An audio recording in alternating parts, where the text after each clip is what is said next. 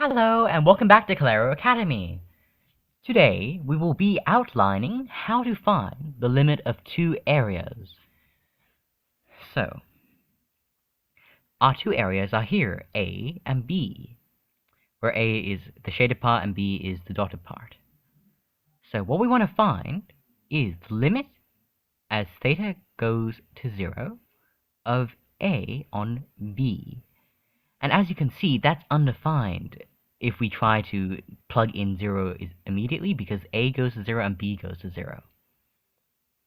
So what we have to do instead is outline, what we have to do instead is substitute in an expression in theta for A and B, and then hope to manipulate the equation enough so that we get something that's not undefined. And it turns out that there are multiple ways of doing this, and they're all interesting. So in this part A, we will be outlining the approach that requires the most geometry. And in the part B, we will be doing the other approach and also highlighting some technological ways of solving it. So, what we do first is, how do we find B? Well, that's easy. B is equal to the area of the kite, area POQR, minus the area of the sector of that circle. And if you watched one of our recent Caleros, we showed we told you about how that we can represent the area of a sector as theta times r squared on 2. And so we can write the area of our sector, which will turn into theta r squared on 2. So that's our dotted part. That's our B. Okay, so now all we have to do is find the area of the kite to find B. And so what is the kite? The area of a kite is equal to 1/2 multiplied by its diagonals. And so we have area is equal to half of OR times PQ. And we're going to just briefly outline how we find them. So how do we find PQ? Well, we draw a dashed line from O to some middle point here, and then we just apply some trigonometry. We find PQ with ease. And so it actually turns out that PQ is equal to 2r sine theta on 2. So we have 1/2 times 2r sine theta on 2. Now, the next thing that we do to find OR is realize a really cool fact that's easily proved.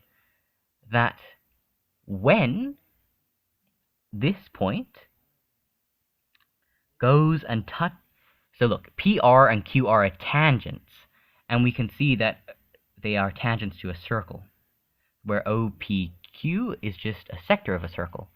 And so a cool fact is that the tangents to a circle make 90-degree angles with the radii. And so therefore we can employ that. And so now that we know that OPR is 90 degrees, we can use Pythagoras and a little bit of trigonometry to then find that OR is equal to R on cos of theta on 2.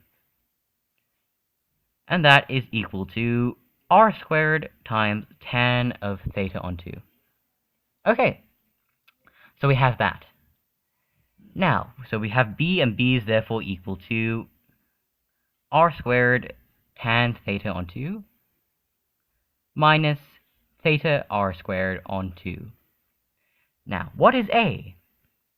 A is just the sector of the circle subtracting the triangle OPQ to get our shaded area.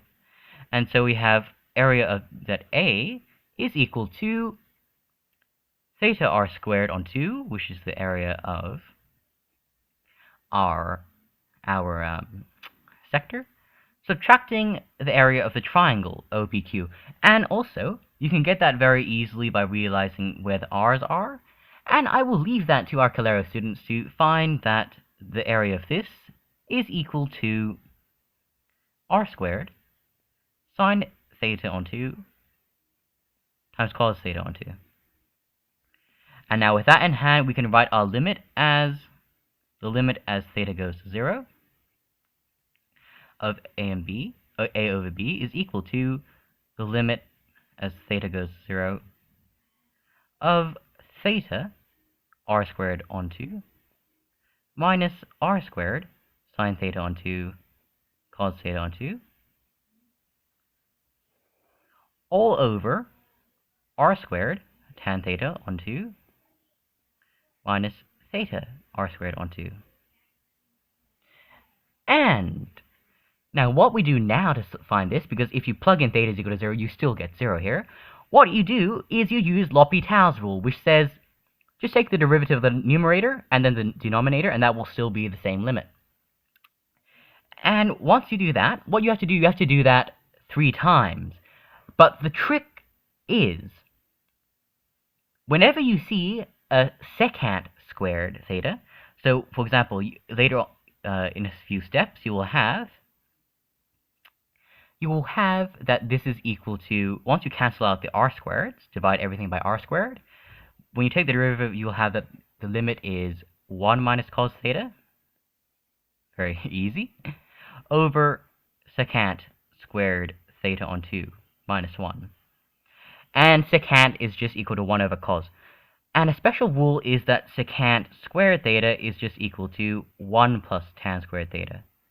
And when you plug that in, into there, and when you use L'Hopital's rule 3 times, and whenever you see that, you plug in this, what you're going to get is that you'll get that the limit as theta goes to 0 of a over b is equal to the limit as theta goes to 0 of cos of theta over 1/2 of secant squared theta on 2 plus 3 tan squared theta on 2 times secant squared of theta on 2 times 1/2.